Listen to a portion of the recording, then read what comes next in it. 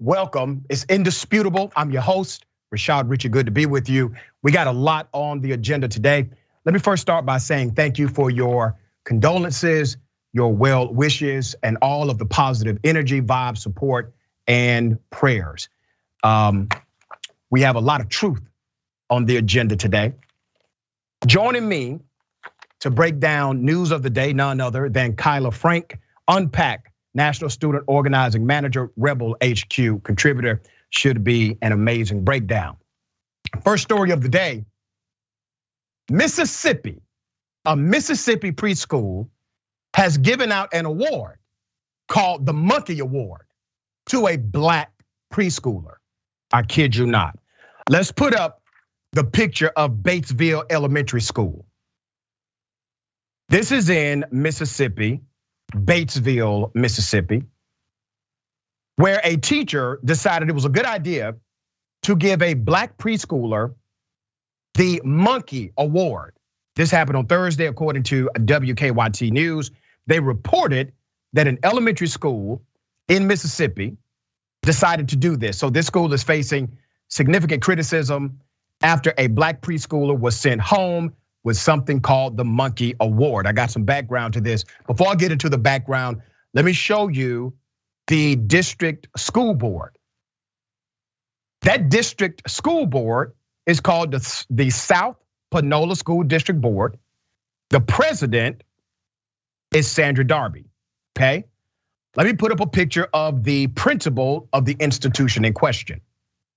Her name is Amy Sutton. Now, let me give you the background. The mother, Shamikia Ellis, voiced concerns when her son brought home the Monkey Award for entertaining others, according to the teacher, reported Bria Bolden and Deborah Worley. Her son received other awards too, but the one comparing him to a monkey is something Miss Ellis did not expect. He was excited about the award, but he had no idea what he was holding. Ellis told WMC, "It's unacceptable for me," she said. Ellis met with school district officials who told her what happened was unacceptable. They said her child's teacher did not know the history behind blacks being compared to monkeys. She said the teacher stated that she gave him the award for his energy, Ellis said, but the award does not say anything about energy. It says entertainment. Now, I'm going to call BS on this. And let me tell you why. First of all, damn it, there's not a school teacher in Mississippi who doesn't know the background of black people being compared to monkeys. As a matter of fact, it probably originated in Mississippi, okay? And if you have a teacher who doesn't know the sensitivity and the racism connected with black people being associated with monkeys, then that individual does not need to be teaching in a professional environment to children at all. But there's other evidence to signify that not only did the teacher know, but the administrators were aware that this may be problematic. It gets deeper. According to the report, school officials also claimed that they, and I quote, had a meeting before the ceremony cautioning the teachers to be sensitive about the awards given to students. Wait a minute. Now, I've been a school teacher before. I've engaged in many award ceremonies. I have never had a meeting with the administration before an award ceremony where the administration said, listen, you gotta be careful about these awards because some of these names may be offensive. Never. The fact that they had this meeting is a clear indication that the school system was well aware of the racial element of this so-called Monkey Award. Why would you have a meeting about an award ceremony where you're warning teachers about the names of their awards? They just gave themselves away. They told on themselves. There's more. If you remember, in Louisville, Kentucky, last month, a teacher allegedly used the word monkey to describe another student, sparking an investigation. A story that we reported on, black student athletes were called apes and ape noises were made while they were playing in their sporting event. These things are happening across the country. Coincidence? I think not. Now here's what you won't hear. This is a real problem, by the way. This is a real problem inside of school systems. Racial bullying, racial insensitivity, racial aggression. Racism is real. Nobody would debate that. Have Republicans created legislation contextualized in anti-bullying legislation to say we need to stop this racism, this insensitivity happening on our school campuses? No. They want to tell you somehow that critical race theory is the absolute worst thing that can happen to K through 12 education. Once again, CRT is not even taught in K through 12 education. You have schools being shot up by mass shooters. Are they willing to create legislation to solve that problem? No. They want to tell you that the made up boogeyman of CRT is all you have to worry about. The problem with this line of thinking is this. We elect politicians to solve problems. That's why they are there. We elect them to create policies that solve problems. What I'm presenting to you is a problem inside of our school system. What are the policymakers doing to solve these problems? And listen, Democrats are not that much better. Democrats tend to be reactionary to these issues rather than proactive. All right, we're gonna continue to follow this story, see how it develops. Thoughts? Yeah, no, that teacher should definitely be fired. She basically handed that child a minstrel award. Like that is absolutely disgusting. And you made a really good point. Like the fact that they're trying to put, CRT as a boogeyman when teachers should be trained and taught about racial sensitivity and the history of this country.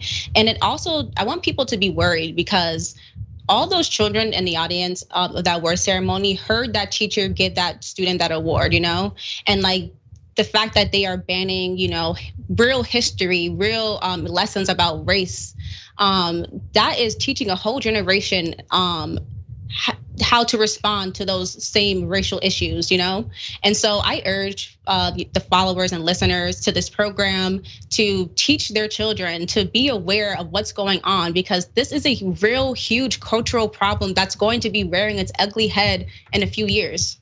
Yeah, very well said.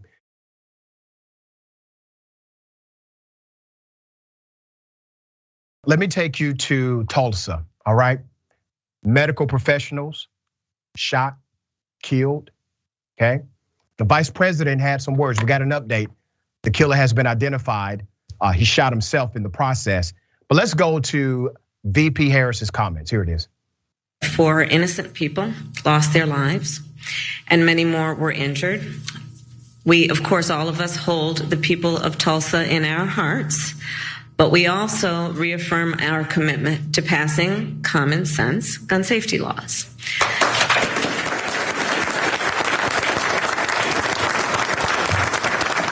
And I don't have to tell anybody in this room, but President Biden has taken more executive action to combat gun violence than any other president at this point in their administration. But we cannot, as an administration or those of us who are here, address this alone. No more excuses. Thoughts and prayers are important, but not enough. We need Congress to act. And so with that, I will turn to the topic at hand, but I know that we all feel similarly about the importance of leaders leading on issues like this. Damn Congress. Let me be very clear. You don't have to wait on Congress to do something here. Now understand, at least the vice president is saying thoughts and prayers are good, but because remember the original conversation was that thoughts and prayers, I didn't elect a pastor, I elected a politician in order to change a policy. That's what my vote went for. So let's be clear about what can be done. Children are being killed, Black people are being targeted, you have medical professionals now being targeted, and we still say Congress has to do something. No, let me remind you that through executive act, former President Donald Trump banned Muslims. We all disagree with that. We all said that's antithetical to the US Constitution, and we were right. But he did it. He did it because executive privilege and the executive power is absolute until a judge tell you it is not. That's how it works. Now, we can sit back and allow the Biden administration and VP Harris to say things like, well, we're gonna put this all back on Congress. And yes, there is a legal methodology here, a statutory dynamic, a congressional interplay, but there's also something you can do that's outside of the box, contrary to institutional norms. Step out of the institutionalism of that presidential office and step into the current era of how they're playing politics today. Let me give you some background and an update to this story. Put up his picture. This monster decided to kill medical professionals. We now have an update. Oklahoma man who stormed the St. Francis Hospital on Wednesday has been identified. Michael Lewis, 45 years of age, shot medical professionals, then himself. Lewis blamed his doctor, Preston Phillips, for pain after back surgery last month. Police recovered a letter Lewis had written detailing that he was killing Dr. Phillips and anyone who came in his way. The last gunshot responding officers heard as they entered the physician's building on the hospital campus is believed to be the moment that he killed himself. He killed Phillips, 59 years of age, as well as another doctor, Stephanie Hewson, 48 years of age. Let's put up their pictures, right? That's tragic. These people save lives. That's what they did. Dr. Phillips was an accomplished doctor, a remarkable true gentleman, a jazz lover, had even been selected as a White House fellow before going to med school, and was one of the very few Black orthopedic surgeons in the country. He is survived by his wife and children. Hewson was described by colleagues as an incredible person. Her ex-husband stated it was after her own rehabilitation from a car accident that she realized she wanted to be a medical doctor. Also killed, let's put up their pictures. You have the receptionist, Amanda Glenn, 40 years of age. William Love, 73 years of age, whose family said he was accompanying his wife to an appointment. They're dead. Glenn was one of the proudest mothers of two boys, described as a hard worker and kind soul who would do anything for you. And she is survived by her husband. Love was a retired Army first sergeant who served in Vietnam. He reportedly sacrificed himself for his wife to help her escape. The couple would have celebrated their 55th wedding anniversary in August. Let me give you some background that led up to the shooting according to the authorities. Authorities say Phillips operated on Lewis on May 19th. The doctor operates on May 19th. Mr. Lewis was released less than a week later and called several times in the following days, complaining of pain and requesting treatment. On Tuesday, a day before the shooting, Phillips saw his patient. The next day, Lewis called again to express his discomfort, asked for additional aid, the exact nature of which police did not disclose.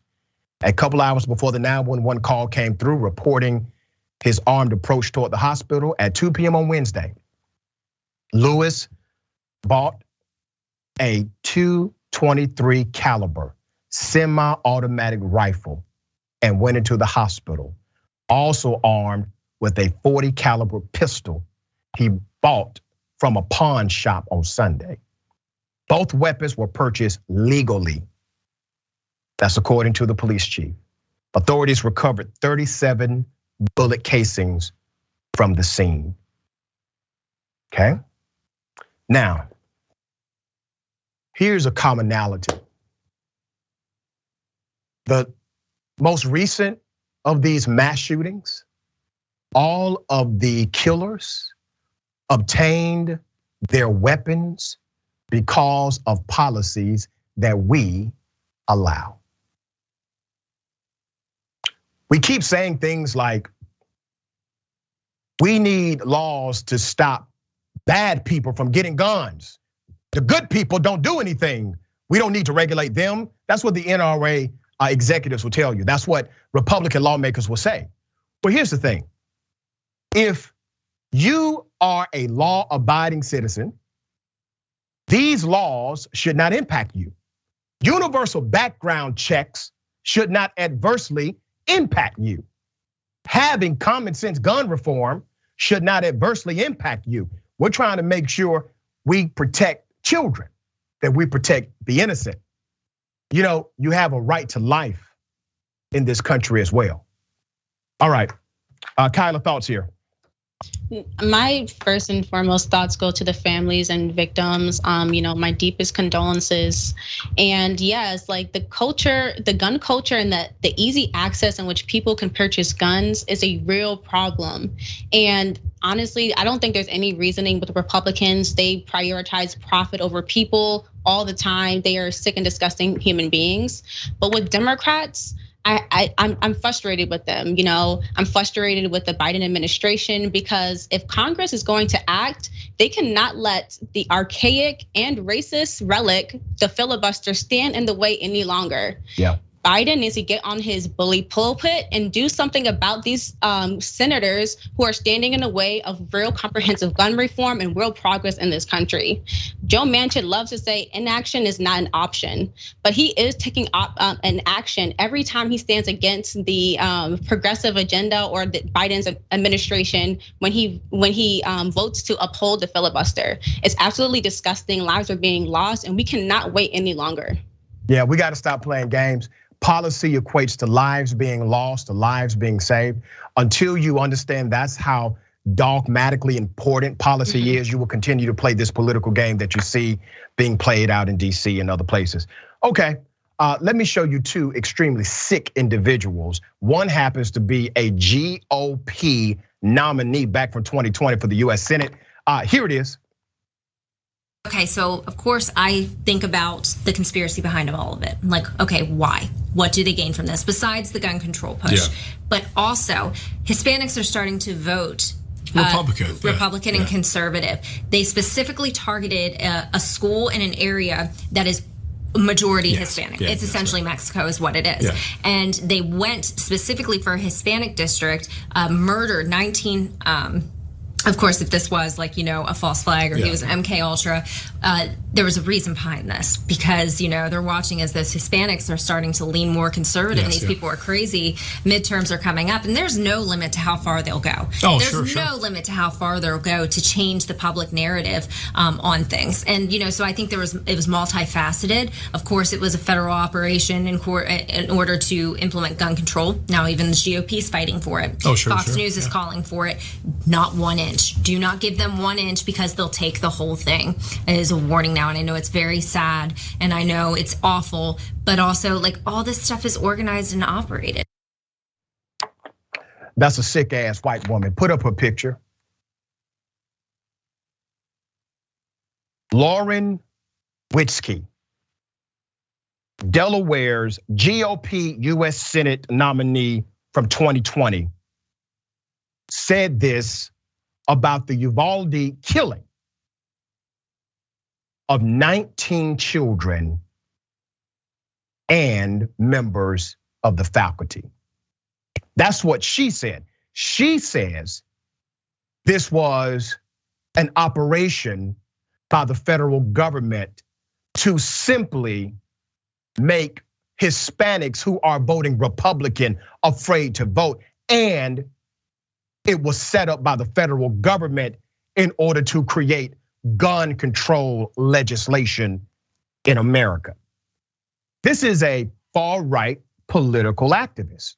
However, she has significant mainstream support. She is anti-LGBTQ and she promotes QAnon. Now, let me tell you why I bring this sick individual to your attention, as well as the person who was with her. Both of them are sick as hell. This is a national tragedy, right? Children being shot, children being killed. We all should agree. This is tragic. This individual actually has Republican support. She has Republican endorsers. She has significant Republican connections.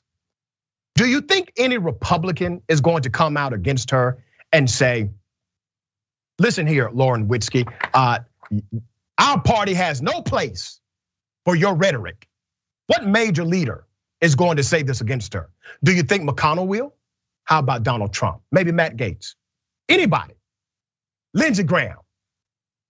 Tim Scott? No one. Not one of them will speak up for children when somebody in their own tribe is willing to say something that's egregious and irresponsible. Those children are dead. Those family members are grieving. Those are real funerals being held every day. And this person gets a platform to spew this kind of evil, hatred. And no one in her own party has the backbone to challenge her. This is the state of the conservative movement in the United States of America. Kyla, thoughts on this? You can really see the depravity of this individual. The fact that she has an image of the shooter in the background with different effects on it. The fact that she put forth this insane conspiracy theory instead of looking at the situation for what it was. Children have died because of policy enacted by the right of this country. Like, this woman is completely sick, and you're absolutely correct. The fact that the party will not stand against her shows us what kind of people they really are. They don't care. They think this is a joke. They think this is a game. And as long as they can profit from it, they will continue to let these kind of things happen and continue to put forth these insane conspiracy theories in order to distract from the real issues that this country is facing. That's right. They have mastered 3 Ds: duck, dodge, deny, and deflect. You have to remember, over 90% of Americans are for universal background checks. The vast majority of NRA members are for universal background checks. They can't even get that part right on the Republican side because they are beholding not to the majority of Americans, not even to the majority of the members of the NRA, but to the majority of the money connected to gun manufacturers in this country. And I have to say this, if you are against universal background checks for gun ownership in this country, that means you want people who should not have guns to have them. That's what that means. That's all that means. If, for example, if you were against people having a license to drive, that means you are okay with unlicensed drivers. This is not rocket science. If you do not want criminal background checks for gun ownership, you want criminals to own guns, period. All right, we got more on the other side. It's indisputable. Stick and stay.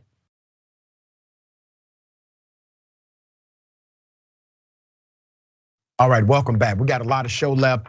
Before I go to these amazing comments and some updates, Kyla Frank, congratulations, because your organization now is looking to hire some people throughout the country. So tell us about that. Most definitely. So for those who remember, I am a national organizing manager at an organization called Unpack. We employ students and young people to fight to fix our broken democracy. We understand that the biggest barrier to having a functional democracy is dark money in our politics. So we're hiring across 5 states: Wisconsin, Arizona, Pennsylvania, Michigan, and Florida. If you're college students, I encourage you to check out our website and apply. Participants in our program will learn about the history of campaign finance, voting rights, and lobbying. We'll be studying past social movements, and you'll gain the viable, transferable, lifelong organizing skills you'll need to protect and strengthen our democracy. This is why you are my leader, all right? I appreciate all that you do, okay? Very much so a supporter. Let me remind everybody, we have a primary coming up on the 7th. Progressives and the establishment will go ahead. We'll go head to head in another round of primary elections on Tuesday, June 7th. Tune in at 8 p.m. Eastern time, 5 p.m. Pacific time to catch Cenk, John, Ida Rodriguez, Gerald Jackson, Jessica Burbank, and more to break down the races and results. We also got TYT's on Michael Shore. That's in California. We have Iowa, Mississippi, Montana, New Jersey, New Mexico, and South Dakota on the agenda as well. So make sure you tune in. You can watch tyt.com/live.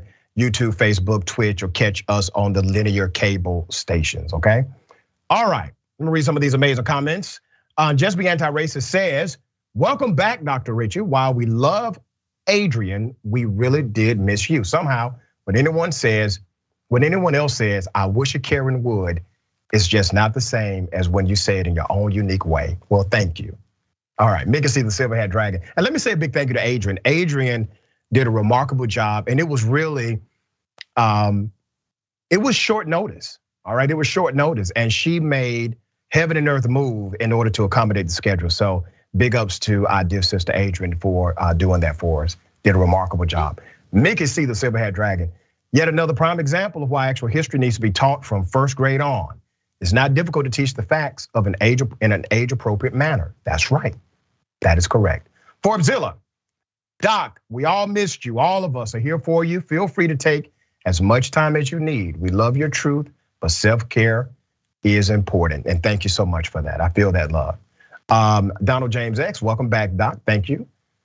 I wish a Karen would. You want to call the police on them for having a barbecue on a Sunday. I feel free. Back off. I'm going to tell them there's an African-American man threatening my life. Any program that the city pays, it is not illegal to yell here. Excuse me, ma'am. You are held when you are visiting the city. Would you please ask your family to correct it? You have been fired and sued several times. I will now leave your door. You have been asked very loudly about your family's contracts. You do not live off this salary. Goodbye, with the understanding I ask quietly and it is not illegal to be loud. Get the out, lady. Look at the room now, California. They can't afford to live in a real Goodbye.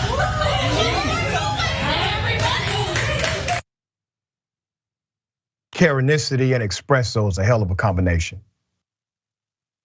I have tried to get to the bottom of this. I don't know exactly what this was all about, but obviously this particular Karen was upset at a Starbucks. Now, this Starbucks happened to be full of anti-Karens. If you notice at the end, everybody was an anti-Karen. But here's one of the most iconic moments. Let's put up the picture of the Starbucks employee. Okay, do you see the look of the Starbucks employee with the smile on her face? Unbothered. That is the look of someone who just received Employee of the Month. Okay, Karenicity does not impact her. All right. Honestly, I had a really hard time like understanding what that woman was trying to scream. Like she looked completely ridiculous, like an oversized toddler. I'm glad that the Starbucks barista was smiling in her face, laughing at her because she was completely ridiculous. I'm glad that she got laughed out of that the Starbucks. And I'm just like, of all the Karen videos we see on the internet, these Karens still don't know what time it is. Like I know. You know, it's ridiculous to me, but I think that my favorite part about these Karen segments, Dr. Richey, is seeing your expression behind the scenes. Hey, y'all, it's so awesome. So that's why I come back every time. Let me tell you, it's so interesting because when I saw this video and I looked at the comments, the first comment was, she's going to end up on Dr. Richey's show. That was literally the comment that popped up to the front, which was accurate. That was absolutely correct. Okay, so listen, our mission is moving forward. All right, we provide a mirror for reflection and correction.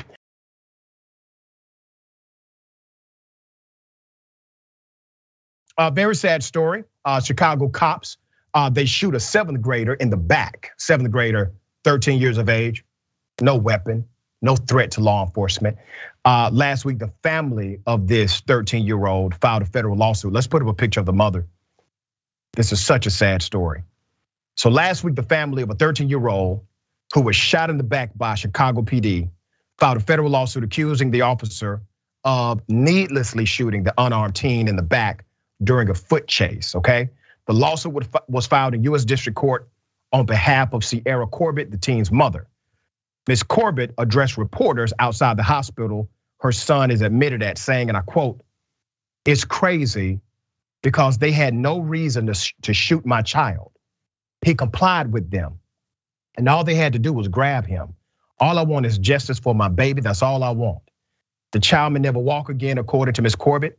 She recalled her son's love for sports and riding bikes. Let me give you some background. The lawsuit lists the city and the unidentified officer who fired the shot as defendants. and alleged the shooting was a direct result of the city's failed implementation of a new policing or policy governing inherently dangerous foot pursuits.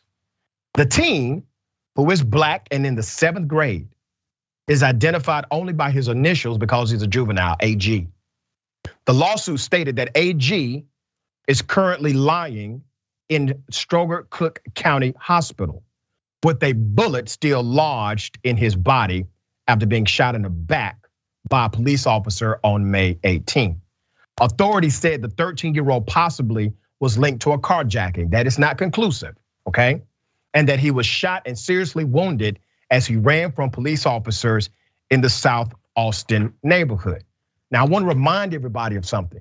They have not concluded that this child was involved in the carjacking. That's number one. Put that on the shelf. Even if they did conclude he may have been part of a carjacking, he was running away and unarmed. That does not give law enforcement the right to shoot you in the back. There is absolutely no question that he presented no threat to law enforcement or anyone around him. He was unarmed, no gun was recovered, nor was he ever seen with any weapon whatsoever. Forensics are clear. He was shot in the back. Now remember, he could be dead right now. For those of you who may push back and say, well, Doc, he should not have been stealing cars. Number one, not conclusive. Number two, you have a right to due process in this country. Number three, you're innocent until proven guilty. Number four, you want someone to do that to your child? I've been a juvenile delinquent. I know what it's like to create mischief and run from the police. Do you want a country where the police now are allowed without penalty to simply shoot unarmed teenagers in the back while they're running away? And according to the report, it seems like this teenager actually stopped to comply and was then shot at that time. Let me give you some more. The Chicago Police Department issued a statement in the wake of the shooting saying, and I quote, the officer involved in the shooting Wednesday night in the Austin neighborhood has been relieved of police powers effective today, while the Civilian Office of Police Accountability is conducting this investigation, okay? Let's go to the civil rights attorney. Andrew Stroth, civil rights attorney and managing director of Action Injury Law Group.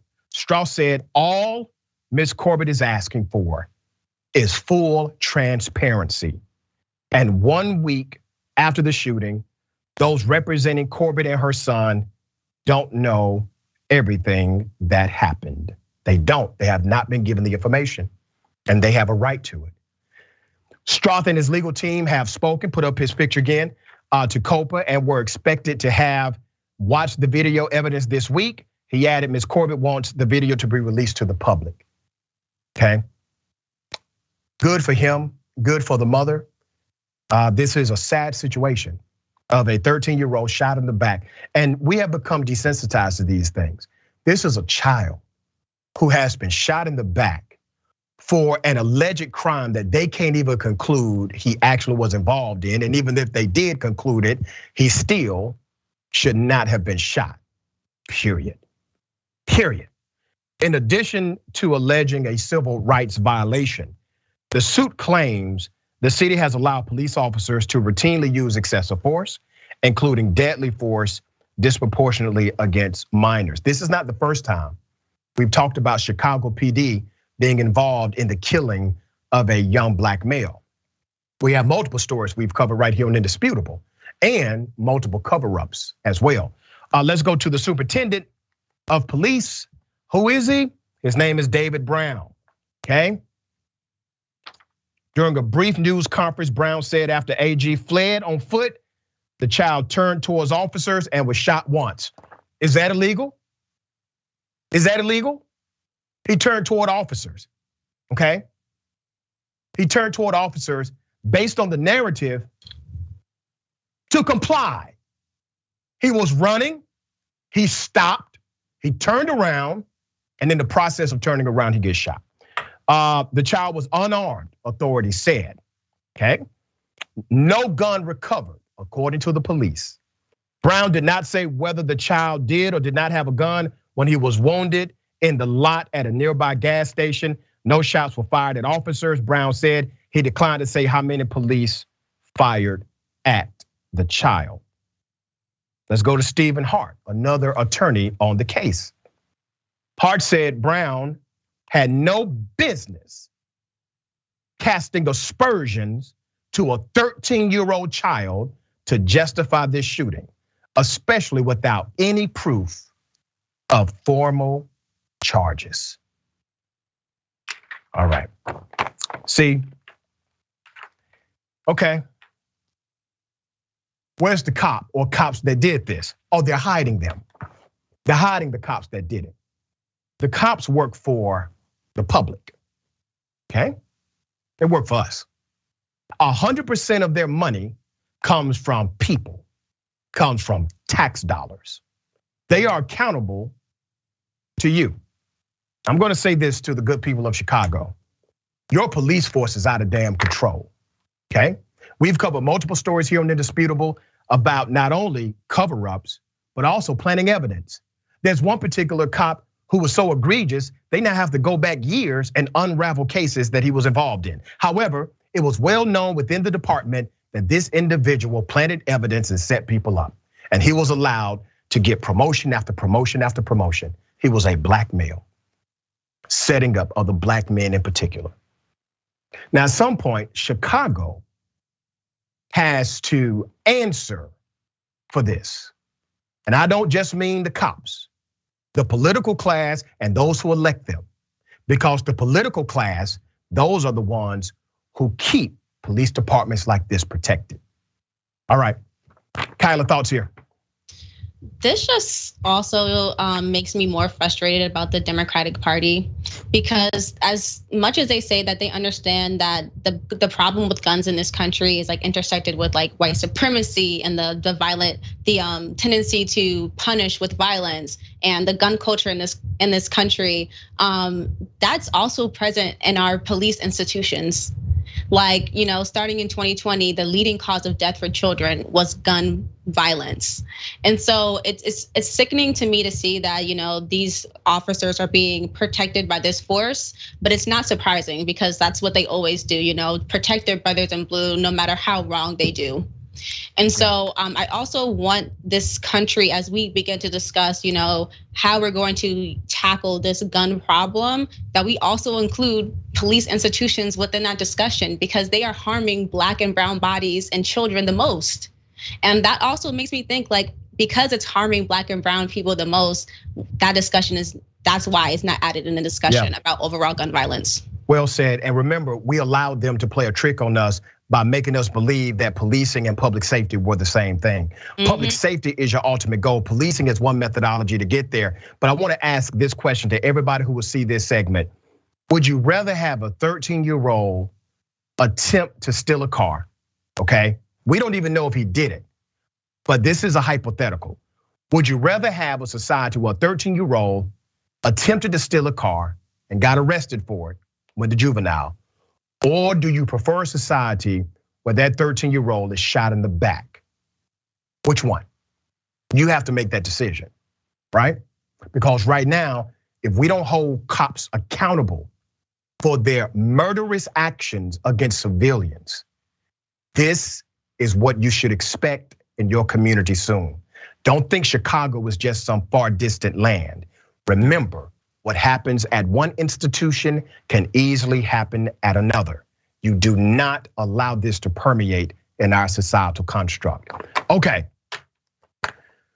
an egregious story. All right, coming up next, we got more. It's Indisputable. Stick and stay.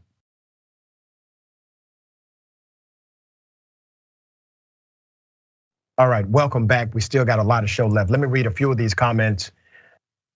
Lynn says that Karen had venti anger. Yeah. Let's go to Tyler Hackner. Love you and your endless pursuit for truth. Thank you, Tyler. And you have that same endless pursuit. That's why you watch the show. C. Michael Henson, Starbucks Karen. Someone tell Starbucks Karen to remove her headphones. She's loud. Cyber Gothica. She should go death metal and make some money on drums and screams. That's right. All right, there you go. Prince of Judah 79 talking about the 7th grader who was shot. Running away gets a shot, but no killing of active shooters. Yeah. Twitch, calm like a bomb. When I was at Jack in the Box, I had to threaten to slap a Karen with my spatula if they didn't cut the BS. We don't condone violence, even against Karenicity. I understand the sentiment though. All right, Groove Dragon. Chicago cops are going for the Worst in the Nation award and are way in the lead. Yeah, for sure. All right, okay. Very egregious, all right? A man decides to kill someone because of duck sauce. All right, I kid you not. Let's put up the picture full throttle. Okay, let me give you some background to this. A man from Queens has been arrested and charged with murder for gunning down a food delivery worker on the job. His name is Glenn Hirsch. That's the man you see right there. Glenn Hirsch was charged with murder and criminal possession of a weapon. Security video captured Hirsch circling the block around the restaurant before following the victim before shooting him to death. Let's put up a picture of the victim. This is so sad. Jaiwin Yan, a 45-year-old father of 3, was the victim. He was working, okay? Hardworking young man. He was a delivery driver for Great Wall Chinese restaurant and was a beloved member of his local community. Now, according to the narrative, the motive for the murder was this. The restaurant's manager, Kai Yang, told the Daily News that he first clashed with the suspect in November when Hirsch picked up an order of Chinese food and grabbed all the duck sauce from the self-serve station, all of it. Who in the hell does that anyway? Okay, then later returned to complain about the lack of duck sauce. Hirsch was denied a refund. The feud escalated in the ensuing days when Hirsch menaced Yang with a gun, damaged locks in the restaurant, slashed Yang's tires, causing a physical confrontation between the two. When Yang notified police, they traced the license plate and found he has a sealed criminal history, which involved 10 arrests, one of which a police source says involved robbery with a gun.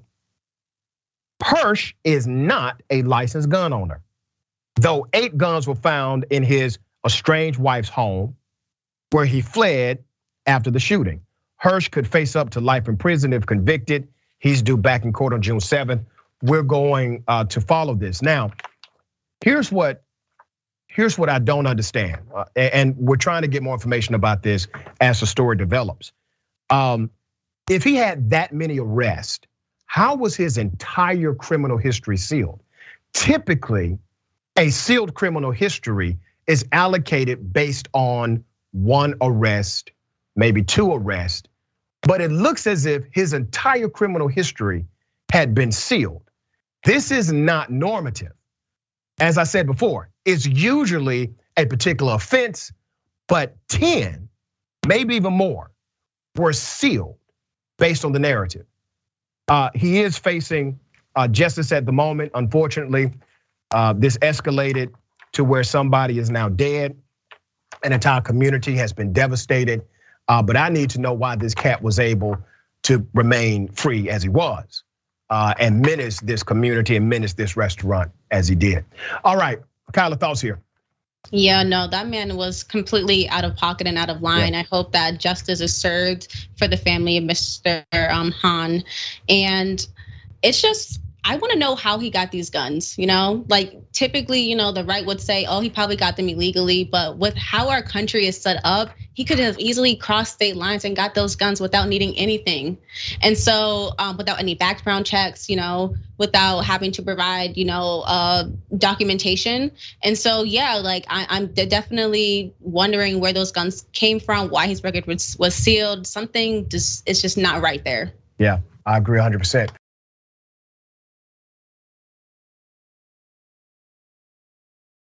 16-year-old has been arrested for recruiting other students to carry out a mass shooting at a school in California.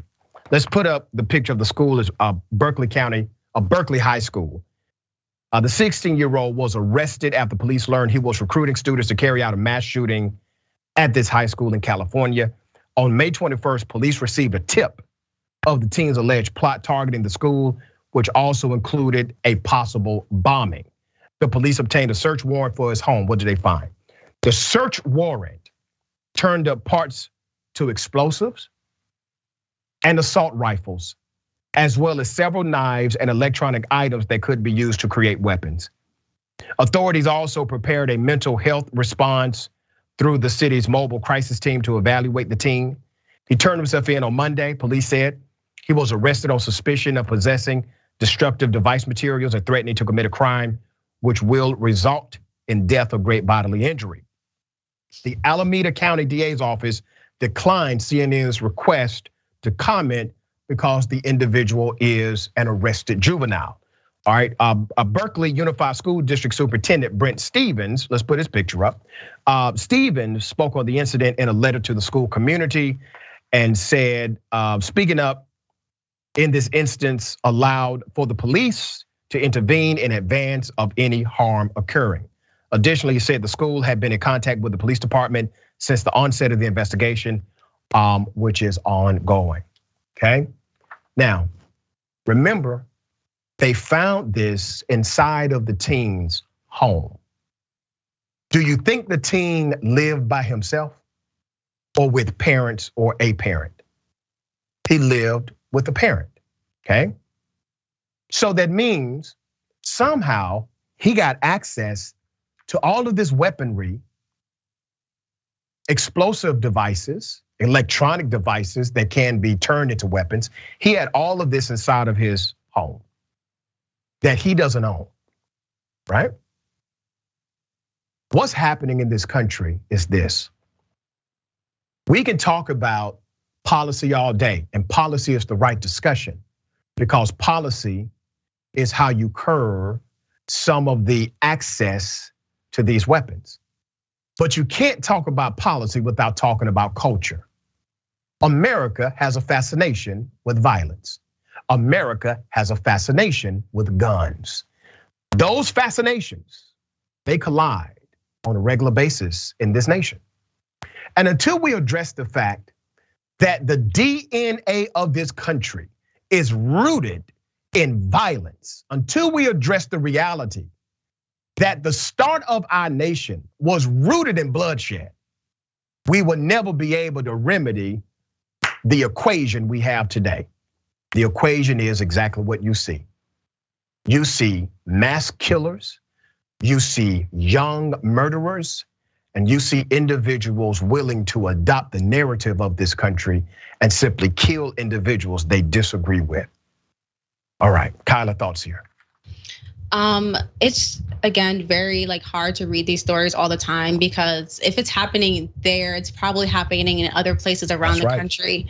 And when we speak about this culture too, a lot of this culture is present in these online forums like 4chan and the chats of Discord servers. A lot of those are direct pathways that particularly young white males are dragged to this rabbit hole of white supremacy, of violence, and are also given instructions and talk about how to procure weapons and perform mass shootings. And so if we're gonna be talking about tackling this problem, we also need to figure out where these conversations are happening and what spaces these conversations are occurring, and target those places. Parents need to be hyper aware of where their children are going online, especially the parents of young white men. Yeah, well said. That's what the problem is. That's what you got to target. Sister, always a pleasure having you on Indisputable. Tell people how they can follow you, check out your great work. Most definitely. So y'all know my Twitter and Instagram is MissLa_K1. Also check us out at Let's Unpack on Twitter, LETSUNPAC, and on Instagram, UN_PAC. Until next time, thank you, my dear sister. Thank you, Dr. Richey.